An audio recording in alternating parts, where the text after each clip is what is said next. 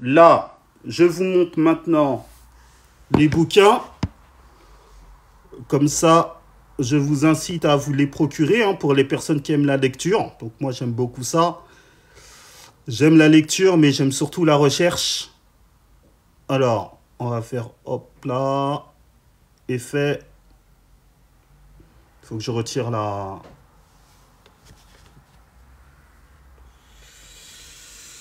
photo. Ok. Donc, les amis, il s'agit de ce bouquin-là, vous voyez? D'accord? Book of the Glory of the Black Race. Donc, c'est un bouquin qui est en anglais. Donc, pour la petite histoire, donc ce bouquin, je l'ai fait en français il y a 15 ans. Je l'ai prêté à un frère chrétien qui ne me l'a plus jamais rendu. Non, un frère musulman, pardon, qui ne me l'a plus jamais rendu. Et donc, je suis parti récemment sur Amazon. Puis, donc, j'ai trouvé celui-ci. Donc, c'est la version d'un frère des États-Unis qui a retrouvé le bouquin de Al-Jariz, donc un frère kémite des États-Unis, qui a retrouvé le bouquin de Al-Jariz. D'accord? Puis, il l'a traduit de l'arabe à l'anglais. OK? Donc, moi, j'ai repris ce bouquin-là pour vous le retraduire en français. Donc, vous voyez, je vous prends pas à la légère. Hein. Donc, la première traduction que j'avais fait en langue française, en français, elle n'était pas tip-top parce que j'étais parti sur un logiciel de traduction, une application de traduction qui était pas très bonne. Et là, ce coup-ci, donc j'ai repris un logiciel de traduction, mais j'ai retraduit derrière pour vous pour que ce soit un peu plus compréhensible. Donc, la première partie, on l'a déjà faite. Et donc, la seconde partie, on va la voir ensemble, là, tout de suite. Donc, tapotez, partagez le live, ça va vraiment être très intéressant. Donc, le livre d'Al-Jariz, donc la version originale, est uniquement sur 30 pages. Attendez, je vous montre. C'est uniquement sur 30 pages. Ça commence ici. Vous voyez, donc, la page 1. Donc, The Quality of the Black. Donc, on a vu ça la dernière fois.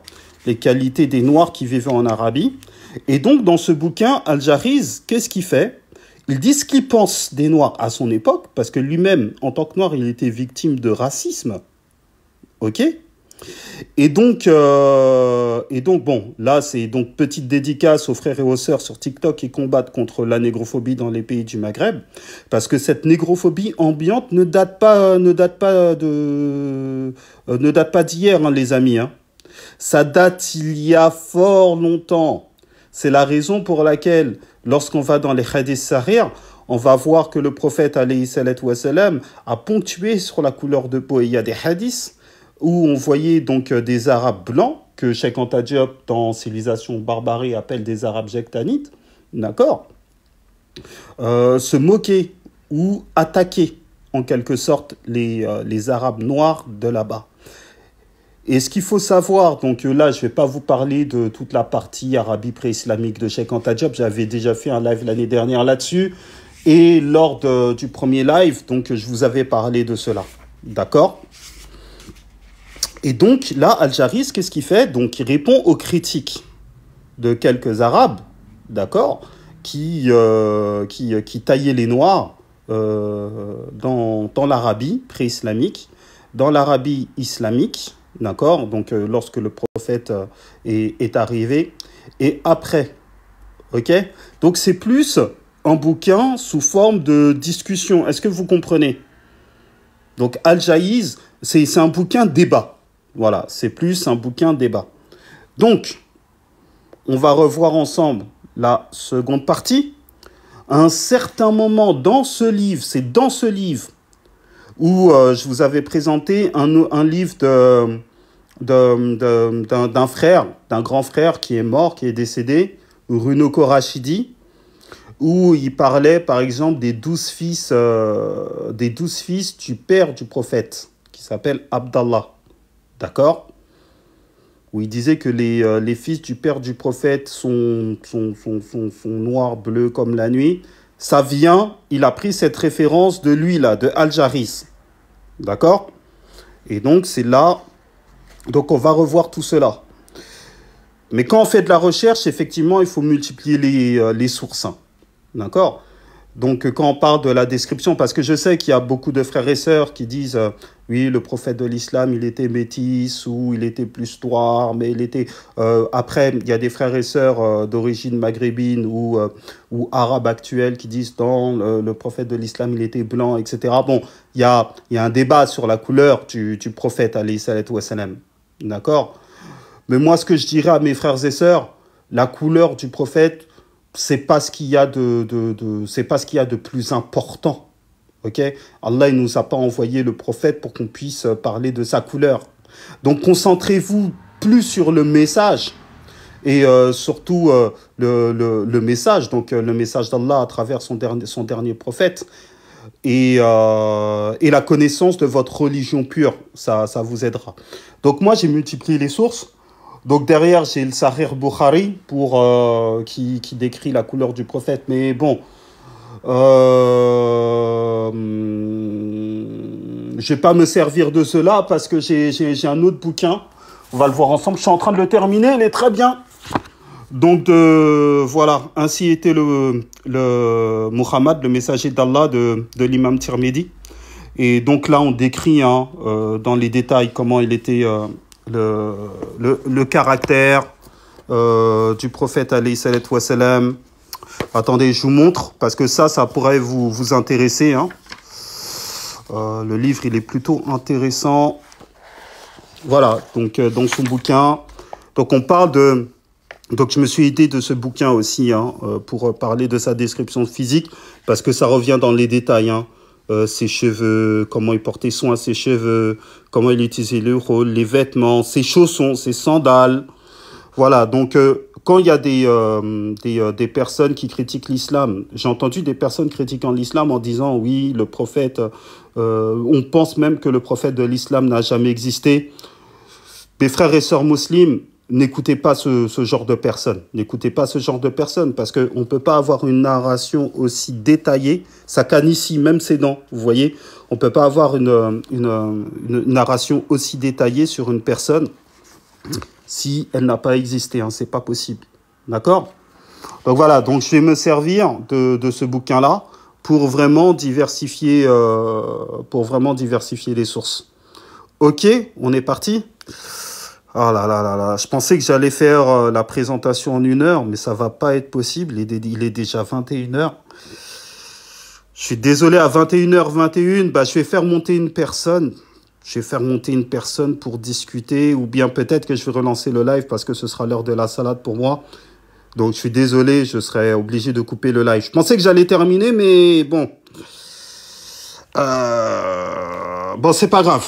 Alors... On est parti, les amis, sur Al-Jariz.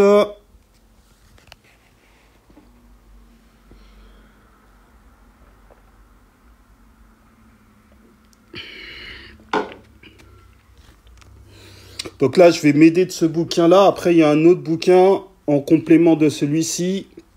Donc, ainsi était notre pieux prédécesseur. D'accord? Mais on va se servir que des 2 bouquins, là, pour le moment. D'accord? Ok? Alors, la traduction. On est parti. Toc, toc, toc. Ok. Donc, je vous ai expliqué le contexte. Donc, la dernière fois, on s'est arrêté ici. Donc, ce bouquin-là, vous pouvez le retrouver sur Amazon hein, pour les personnes qui sont intéressées. D'accord? Donc, on s'est arrêté à la page 12. Donc, moi, ce que j'ai fait, c'est que j'ai traduit jusqu'à la page 30, puis j'ai tout noté ici. Donc, je vous lirai ce qu'il y a de noté, plus des commentaires. OK? Allez. On est parti. Si vous avez des questions à poser, n'hésitez pas à poser vos questions en commentaire. Je regarderai aussi les commentaires. OK?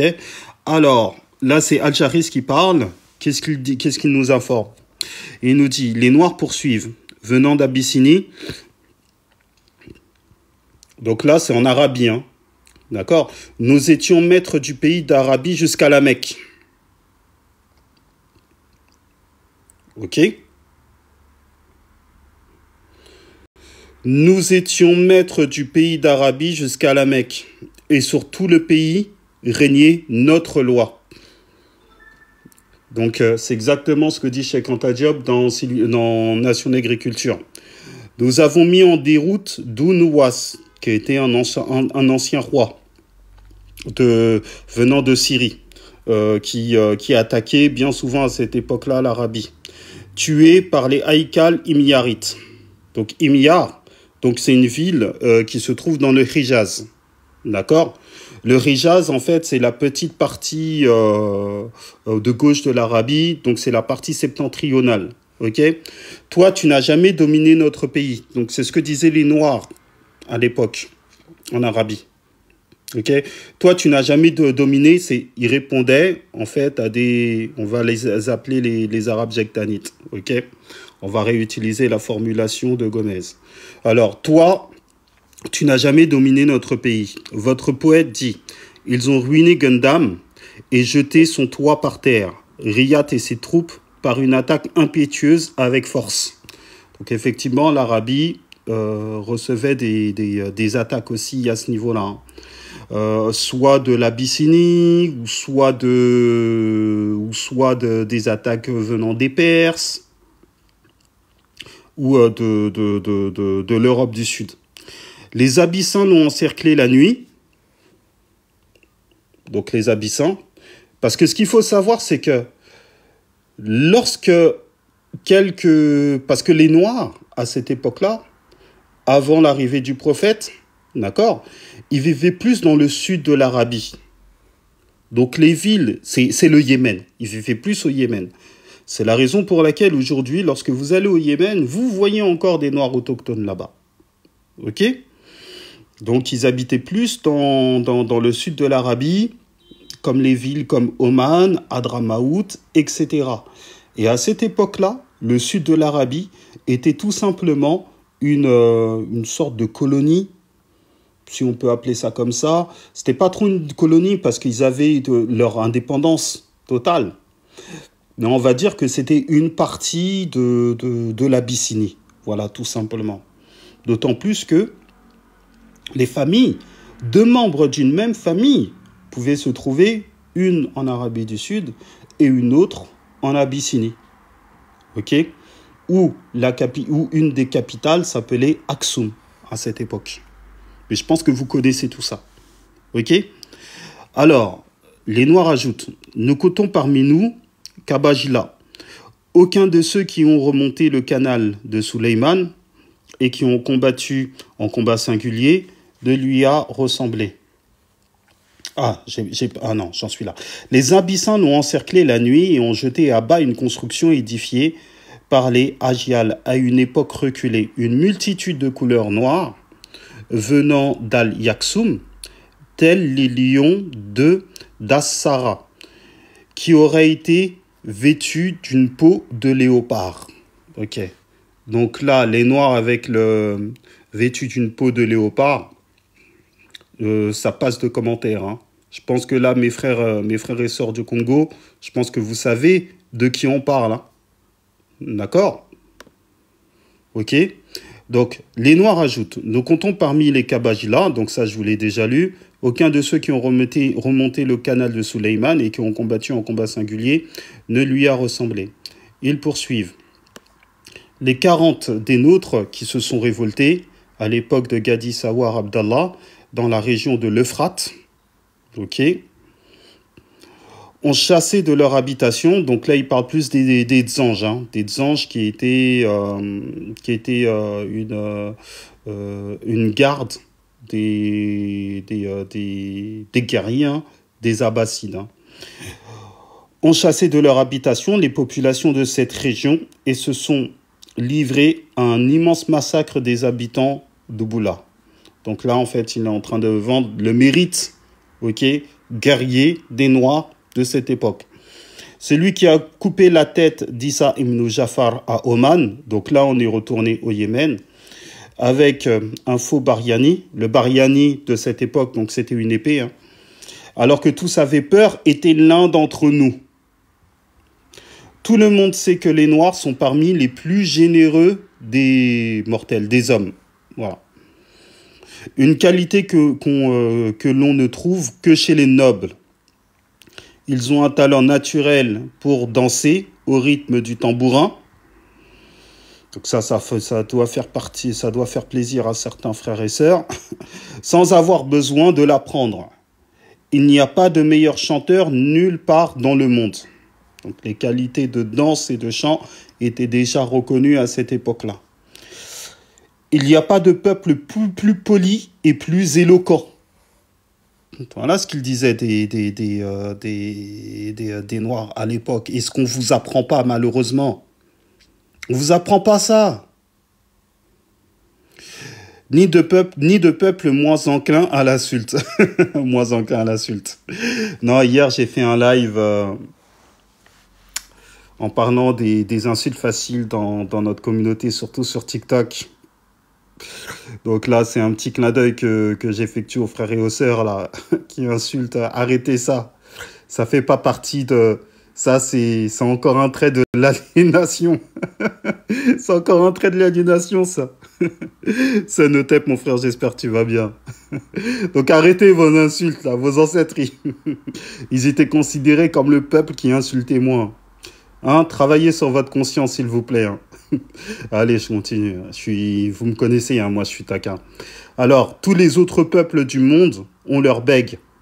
Ceux qui ont des difficultés à prononcer certains sons et ceux qui ne peuvent pas s'exprimer couramment ou qui ont carrément la langue pendante, sauf qui, les Noirs. D'accord ? Il arrive que certains d'entre eux récitent devant leur souverain sans interruption du lever au coucher du soleil, sans avoir besoin de se retourner ou de faire une pause dans leur débit. Donc en parlant, aucune autre nation ne peut les surpasser en termes de force et de résistance physique.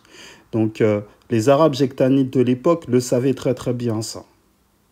Donc non seulement les Noirs d'Arabie et les Noirs, on va parler des Noirs d'Arabie et des Noirs aussi d'Abyssinie, parce qu'il s'agit plus de ces Noirs qui vivaient dans ces contrées-là avant l'arrivée du prophète. Donc c'était des qualités, donc ils reconnaissaient des qualités physiques et des qualités morales aussi. Hein. C'est les deux, hein. D'accord ? Là, aujourd'hui, on parle que des qualités physiques, etc. Mais faites attention, hein. Ce n'est pas que ça. Ok ? L'un d'eux soulèvera d'énormes blocs et portera de lourdes questions. Hein. Ce n'est pas que ça. Ok ? L'un d'eux soulèvera d'énormes blocs et portera de lourdes d'autres peuples. Hein. Les Noirs sont courageux, énergiques et généreux. Vertu de la noblesse. Donc ça, c'est des choses... des qualités qu'on a encore héritées de nos ancêtres et qu'on n'a pas perdues. D'accord ? Vertu de la noblesse, mais aussi de bon caractère. Et peu enclin à quoi ? À la méchanceté. Vous voyez ? Bon, là, il s'agit plus... Je répète encore une fois, il s'agit plus des Noirs qui vivaient en Arabie avant l'arrivée du prophète. D'accord ? Quand c'était encore leur terre, hein. Ils sont toujours gais, souriants et sans méchanceté, ce qui est un signe de noblesse de caractère. Donc la bonté, l'accueil africain, etc., qui nous caractérise, ça l'a toujours été. Certains disent que leur générosité est due à leur stupidité. Donc ça, c'était les Arabes, le clash des Arabes jectanides, hein. D'accord ? Qui est en clash avec des Noirs. Et vous savez, plus tard, là, dans le texte, on va le voir, vous savez pourquoi ils clashaient les Noirs ? À cette époque-là, avant l'arrivée du prophète, et pendant que le prophète était là. Parce que certaines de leurs femmes aimaient trop les hommes noirs. On le verra un peu plus tard dans le texte. C'est pour ça que je vous ai dit, là, les histoires là, de Noirs d'Arabes, ça date pas d'hier, les amis. Ça ne date pas d'hier. Alors, certains disent que leur générosité est due à leur stupidité, à leur myopie et à leur manque de prévoyance. Mais nous répondons qu'il s'agit là d'une mauvaise façon de louer la générosité et l'altruisme. À ce rythme, l'homme le plus sage et le plus intelligent serait le plus avare et le moins généreux. Mais en fait, les Slaves, donc là, il parle d'autres communautés, les Slaves sont plus avares que les Byzantins. Et ces derniers plus intelligents et réfléchis. Parce qu'en fait, à cette époque-là, ils étaient en train de fustiger les Noirs par rapport à quoi? Par rapport à leur couleur de peau. Donc Al-Jahiz, le mec du 8e siècle, devait argumenter et réfuter, d'accord, le fait qu'il fustige les Noirs par rapport à leur couleur de peau, parce qu'il y avait certains Arabes blancs de cette époque-là qui se sont appuyés, donc là je vous fais un peu un exégèse, qui se sont appuyés sur une mauvaise interprétation qu'il y a dans la Bible concernant la malédiction de Cham. Donc ils ont repris des interprétations venant de certains rabbins. Je ne dis pas de tous les rabbins, mais de certains rabbins qui allouaient que les peuples sont donc avant, à l'époque du prophète et un peu après, qui disaient tout simplement que les hommes sont noirs. Pourquoi? Parce qu'ils ont été maudits lors de l'épopée de Noé. D'accord? Alors, on continue. Après, bon, ça va bientôt être l'heure de la prière pour moi. Je vais essayer de faire monter quelques personnes pour savoir si vous pouvez maintenir le live 5 minutes. Sinon, je serai obligé de couper et de revenir par la suite. À ce rythme, l'homme le plus sage et le plus intelligent serait le plus avare. Donc ça, je vous ai lu. Mais en fait, les Slaves sont plus avares que les Byzantins et ces derniers plus intelligents et réfléchis. Selon l'argument de nos adversaires. Les Slaves de nos adversaires. Donc ils étaient en plein débat. Les Slaves devraient être... Vous voyez ça, on va dire que c'est les débats TikTok de l'époque du 8e siècle. Les Slaves devaient être plus généreux et plus ouverts que les Byzantins. De même, nous constatons que les femmes ont moins de sens que les hommes et que les enfants ont moins de sens que les femmes. Donc ça va pas plaire aux féministes. Mais qu'ils sont plus méchants qu'elles. Donc en fait, bon, c'est une traduction de l'arabe à l'anglais au français. Hein. D'accord? Donc essayez de comprendre la syntaxe. Et c'est un texte d'époque hein, du 9e siècle. Hein. Ok? Mais qu'ils sont plus méchants qu'elles. Si plus de sens signifiait plus de mesquinerie, alors l'enfant devrait être le plus généreux de tous. Bon, je pense que vous avez compris la métaphore, je continue. Ce n'est que progressivement que le garçon acquiert ses qualités au fur et à mesure qu'il acquiert du bon sens et qu'il fait de bonnes actions. Ouais, parce qu'il comparait les Noirs, les Arabes jectanites, pour tailler à cette époque-là, ils comparaient les Noirs à des enfants. Donc... en disant que leur jovialité, le fait qu'ils soient jovial, en fait, c'est un trait commun aux gosses. Vous avez compris? Attendez, je m'assieds un peu mieux là sur le canapé. Je suis mal installé. Ouais, voilà, là, je suis mieux là.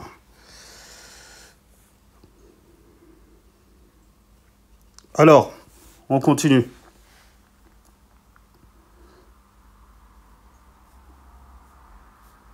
Alors, ce n'est que progressivement, patati patata, ok. Alors, comment donc le manque de sens peut-il être la cause de la générosité des Noirs? Vous avez admis qu'ils sont généreux, et ensuite, vous faites des affirmations qui sont insoutenables. Et nous vous avons déjà montré la fausseté de votre argumentation selon le vrai raisonnement. Eh oui. Donc là, un raisonnement bon, on appelle ça un bon syllogisme. Alors, cette opinion signifierait que le lâche est le plus sage que le brave, le traître plus sage que le loyal, et que l'inquiet est plus sage que le patient. Vous n'avez aucune preuve de cela. Ces qualités de l'homme